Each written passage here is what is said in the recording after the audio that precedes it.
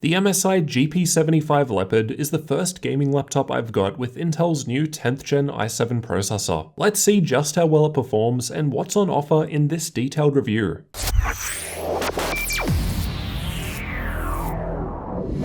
The 10 SFK model I've got has an Intel 10th gen i7 10750H processor, 115W Nvidia RTX 2070 graphics, no super here, 16GB of memory and dual channel. However, MSI have chosen to use slower DDR4 2666 rather than 2933, which the 10th gen supports. There's a 512GB NVMe M.2 SSD and 1TB hard drive, and a 17.3-inch 1080p 240Hz screen. For network connectivity, it's got Gigabit Ethernet, Wi-Fi 6, and Bluetooth 5.1. But there are different specs available. You can find examples and updated prices linked in the description. The laptop has a black metal lid, however the interior is a silver plastic. This kind of makes the interior feel a little cheap and flexible, but the build quality seemed okay and there were no sharp corners or edges anywhere. MSI lists the weight as 6.2 kilos, which is basically spot on with what I got. With the 230W power brick and cables for charging included, the total weight increases to 3.55 kilos or 7.8 pounds. Dimensions are similar to other 17-inch laptops. It's a little thicker compared to say the GS66, but hopefully that results in better thermals. We'll test that soon. The smaller footprint gives us 8.5mm thin screen bezels on the sides. The 17.3-inch 1080p 240Hz screen has a matte finish and viewing angles looked fine. Unfortunately, there's no G-Sync or option to disable Optimus here, so you're stuck with Optimus, which will reduce performance in games. MSI are claiming that the 240Hz panel has a 3ms response time, and, well, they're not too far off the mark. I got an average 3.7ms response time, making this the best panel in terms of response time out of the 4 or so I've tested so far, though there was some overshoot detected in the risers. You can refer to the link in the description if you want to understand what all these numbers mean. I've tested the screen with the Spider 5 and got 94% of sRGB, 72% of NTSC, 75% of Adobe RGB, and 75% of DCI-P3. At 100% brightness, I measured the panel at 344 nits in the center with a 720:1 contrast ratio. So all round pretty similar compared to most other high refresh rate gaming laptops I've tested, though a little lower on the contrast. Backlight bleed wasn't great, and I could occasionally notice it while viewing darker content, but this will vary between laptop and panels. The GP75 is also available with 120Hz and 144Hz panels, so expect different results to what I've shown with those. There was more screen flex than expected despite the metal lid, though this wasn't an issue and it felt fairly sturdy with the hinges being out towards the corners. It wasn't possible to open up with one finger as the battery is up the back along with the cooling solution, but despite being more back heavy, it still felt mostly okay on my lap. Despite the thinner bezels, the 720p camera is found above the display in the center. No Windows Hello support though. The camera is pretty grainy, but the audio sounds pretty good. Here's what typing on the keyboard sounds like. And this is what it sounds like when we set the fan to max speed. So it is pretty loud for me, but it does a pretty good job of isolating my voice. The keyboard has per key RGB backlighting, which illuminates all keys and secondary key functions. Brightness can be adjusted between 4 levels or controlled through the included SteelSeries software. However, some configurations are sold with red lighting only. As with most MSI keyboards, I liked typing with it. Here's how typing sounds to give you an idea of what to expect.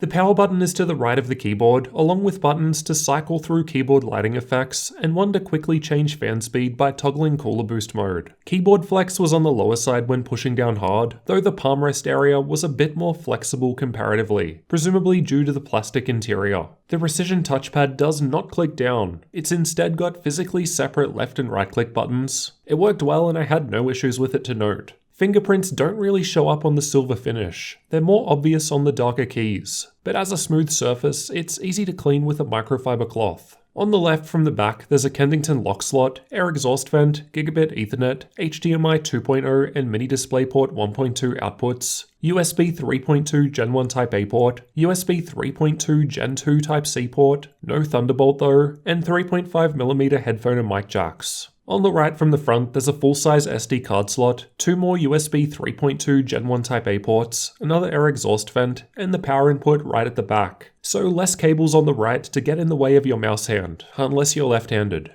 I confirmed that both the HDMI and mini DisplayPort are connected directly to the NVIDIA GPU, so gaining a speed boost with an external monitor should be possible. The Type-C port did not provide a display signal. The MSI website notes the HDMI port does 4K 30Hz, however I found mine to run at 60Hz. The back just has some air exhaust vents towards the left and right corners with Leopard text in the center, while the front has some status LEDs in the middle. The metal lid has a couple of extrusions. The MSI logo is in the center towards the top and gets lit up from the screen's backlight, so color cannot be customized. Underneath just has air intake vents directly above the intake fans, but there are also other vents towards the front half of the machine, just no fans there. Getting inside was easy enough, just remove 13 Phillips head screws. The two in the back corners were shorter than the rest. Once inside, we've got the battery right up the back along with the heat pipes, and this is why it's more back heavy. There's a 2.5-inch drive bay on the left in the center, Wi-Fi 6 card next to that, 2 memory slots towards the right, and 1 M.2 slot below that. I found it interesting that there's space for a secondary M.2 drive, but the connector isn't present. So I guess MSI are reusing the motherboard, and some other model may offer that. The two 3-watt speakers are found towards the front left and right corners. There was a little bass, and they sounded a little above average compared to other gaming laptops. They got very loud, the loudest I've measured so far, and the latency mon results looked good. The GP75 is powered by a 6-cell 51Wh battery. I've tested with the screen brightness at 50%, background apps disabled, and keyboard lighting off. With the screen at the default 240Hz speed, it lasted for 3 hours and 5 minutes while watching YouTube, and Optimus was enabled as it's not possible to turn it off. While playing The Witcher 3 with medium settings and Nvidia's battery boost set to 30 FPS, the battery lasted for 62 minutes, and the FPS did not dip at any point. When gaming or running stress tests, the battery seems to drain while being plugged in. Mine got down to 87% after a few hours, and this was despite the 100% option being selected through MSI's Dragon Center software. I also had an issue with the software. Here's what it usually looks like, allowing you to swap between different performance modes. However, sometimes while opening it, they aren't available and it looks like this. I'm not sure why, but it needs a reboot to fix. Next, let's get into the thermal testing. As mentioned, the Dragon Center software lets us pick between different performance modes, which from lowest to highest are silent, balanced, and extreme performance. Extreme performance also lets us enable cooler boost mode, which sets the fan to maximum speed. However, none of these modes apply to any GPU overclocking or undervolting. We also have some option to manually customize the fans. Speaking of undervolting actually, it's disabled by default like most other 10th gen laptops, presumably due to the Plundervolt vulnerability. However, we can enable it through the advanced BIOS by holding right shift, right control, left alt, and F2 in the BIOS. From here, go to advanced settings, go down to the overclocking performance menu, enable the overclocking feature, then change the XTU interface from disabled to enabled. This will enable you to use XTU or throttle stop. Thermals were tested with a 21 degrees Celsius ambient room temperature. Idle results down the bottom were about average and okay. Worst case stress tests were done with the Ada64 CPU stress test, with CPU only checked, and the Heaven benchmark at max settings at the same time. And gaming was tested with Watch Dogs 2, as I find it to use a good combination of processor and graphics. The CPU would thermal throttle at 95 degrees Celsius, which was happening at times. And GPU thermal throttling was only happening in silent mode, which is kind of expected as the goal of this mode is quieter operation. Outside of silent mode, the temperatures are still on the warmer side, though combinations of using faster fan speed, a cooling pad, and undervolting was able to remove throttling. These are the clock speeds in the same tests. The all-core turbo boost speed of the new 10th gen i7-10750H processor is 4.3 GHz. And we're basically hitting that best case while gaming, and not too far off it under these worst case stress tests. In general, clock speed doesn't change too much between balanced and extreme mode. This is because the processor seems to power limit throttle at 48 watts despite software reporting PL1 as 200 watts. So we only get further gains by undervolting. Interestingly, the CPU and GPU power limits in silent mode are still pretty decent. So let's see how well a game actually performs in the different performance modes. Silent mode is definitely capable of gaming. It's only a few frames behind the better modes. And it was possible to gain a little more improvement by undervolting the CPU and overclocking the GPU. Here's how CPU-only performance looked in Cinebench with the different modes in use. As the GPU was idle in this test, the processor was now able to run up to 62 watts. The stock result is pretty decent, a little higher than the other 9750H laptops tested, while the undervolt result is again just a little above the last gen i7 due to the slightly higher clock speeds it can hit. As for the external temperatures where you'll actually be putting your hands, at idle it was in the low 30s in the center, pretty typical. With the stress tests running in silent mode, it gets to the low 50s and is a little warm in the center. The keyboard is about 10 degrees cooler in balanced mode as the fan speed picks up here. Extreme mode was similar, and the wrist rest was very cool compared to the rest. With cooler boost enabled, it's not too different. The fan speed didn't change much, as you'll hear now.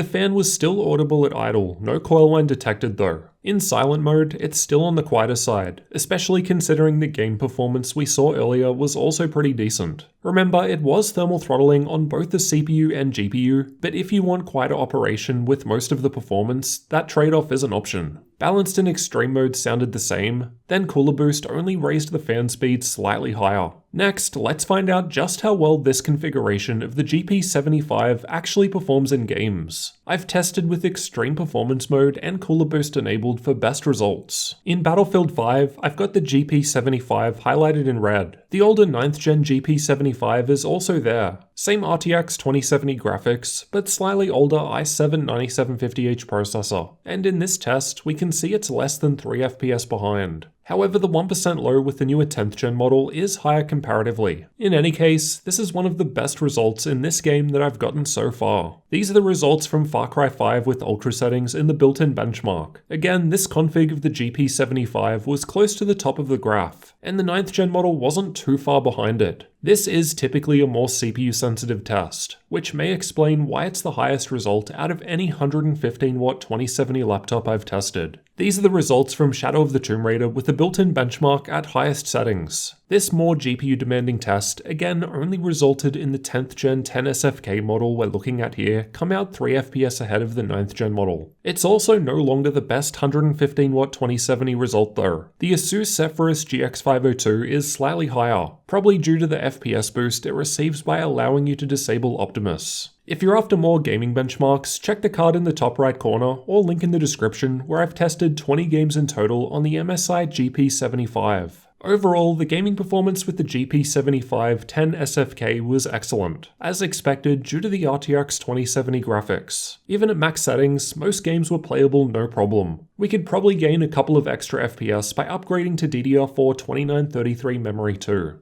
I've used Adobe Premiere to export one of my laptop review videos at 4K, and the results were decent and in line with other similarly spec'd laptops, though there's still big diminishing returns in this test once you have a 1660 Ti.